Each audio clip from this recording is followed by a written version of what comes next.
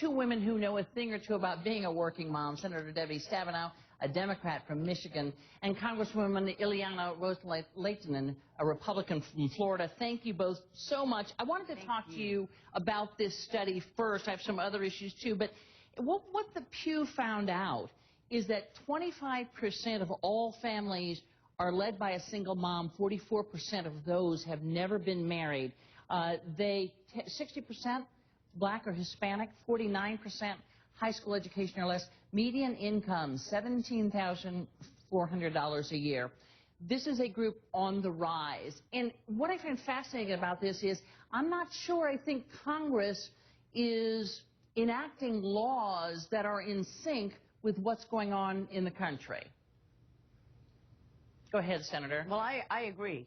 I don't know who you want to start, but certainly it's these kinds of statistics should be a wake-up call for our GOP, because we need to be talking about the issues that are more representative of America. How many of us in our party are really gearing up for a single woman, a single mom, raising their kids on their own, being the sole breadwinner? And we don't have that message. We need to tune it up and step up to the realities and the changing demographics that is America today. Yeah, and just policy-wise, Senator, it just seems to me that this talks about another sea change in American life. Now, you can talk about policies that might reverse that if you want to argue that this is not, obviously that young women who are undereducated, if you will, that are single and have a child, have a rough road ahead trying to make money. So you might want to go at it from that angle. But however you want to go at it, it just seems to me to be an ignored segment. Well, Candy, first of all, good morning to you and Ileana. It's good to be on the show. I think this, first of all, represents a discussion about family income. This is about whether or not families are going to make it in the middle class, whether it's one family member working, a mom, or whether it's two family members. And I think it's complicated. First of all, the good news is women have more choices. And in my own family, I see moms working, dads staying at home by choice to take care of the kids. But on the other hand, this is very, very clear that it's an economic issue. And still today, 77 cents on every dollar is what, on average, women are making. And when you look at the women that are primary caregiver because they have to be, or are working because they have to, this is an economic issue for the country. And Ileana's right.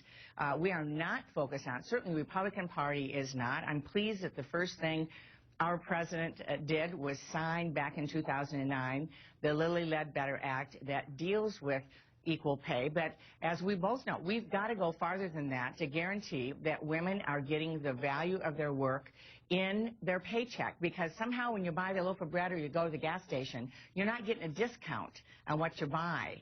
And so it is an economic issue, and across the board, whether it's equal pay, whether it's making sure the child care tax credit equals what is needed for a family who is providing child care services, and we all know how incredibly expensive that is. This is really an economic issue for families. Congresswoman. But Debbie, I would say that the GOP is very good on messaging about small businesses. And if you look at that same study, it shows that the number of women-owned small businesses has just demographically out of the chart.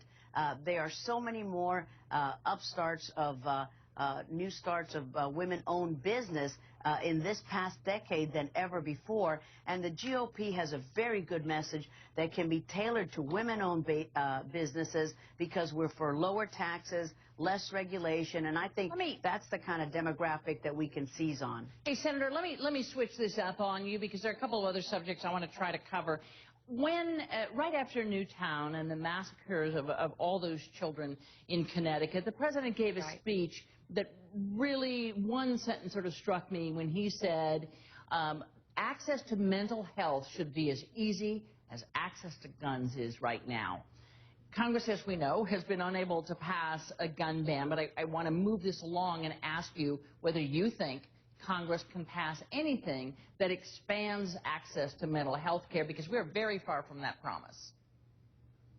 Well, Candy, shame on us if we don't. In the Senate, we have a bipartisan bill with Roy Blunt, a Republican colleague from Missouri, and I. Is called the Excellence in Mental Health Act. It's also been introduced in the House on a bipartisan basis that will provide the same type of funding for community health that we do for physical health.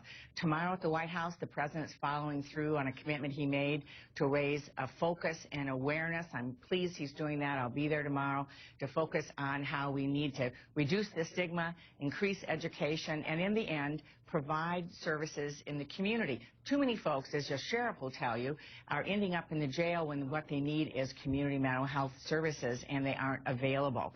So let's focus on that. We ought to have as much attention on providing health care above the neck as below the neck. And right now we treat that very, very differently. Certainly we do. And I think now is the moment. That the President, as in most things, is AWOL on this issue of guns and mental health, because in their own publication advertising this forum, nowhere is the issue of guns advertised. So I think that the President is very good about making speeches, but when it comes to follow through, he's not there. He's just not in the arena. So this is a great mental health forum to take away the stigma, to raise public awareness. But Candy, you tied it to the massacre in Sandy Hook, but the President laying out this forum did not tie it to that at all. So once again, he puts a message out there, but he doesn't have the staying power to stick to it and try to win the battle as he should. Let me get you both quickly on a third. The problem is, Candy, let me just say, the ball's in our court. We're the ones that have to pass background checks. We're the ones that have to pass critical legislation to increase funding for community mental health. The ball's in our court, and we need to get it done. Congresswoman Layton, let me just turn you to one last subject, and that is immigration reform. We had some polling out from Quinnipiac University. Question to them was, will Democrats and Republicans in Congress work together to pass immigration reform? 71% said no. So not a lot of faith that something everybody said they wanted, immigration reform, is actually going to pass. The House is going to hear from 3 senators who take varying views of the legislation going through the U.S. Senate. From your perspective on the House side, what do you see as the big problem in getting what the Senate is doing through your colleagues in the House?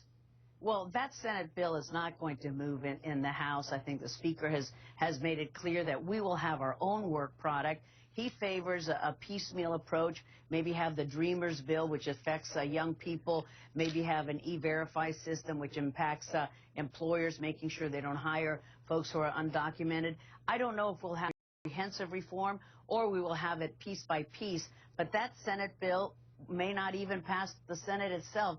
Debbie might know, but in the House, we have made it clear that we will produce a work product. I'm optimistic, more optimistic than the American people are, that we will have a bill, and maybe it'll be as soon as 2 weeks from now. Senator, I got to take it off the air. I'm sorry, if you can give me a yes or no, is immigration reform going to pass in the Senate? Yes, it is, and it needs to. The system is terribly broken. Thank you.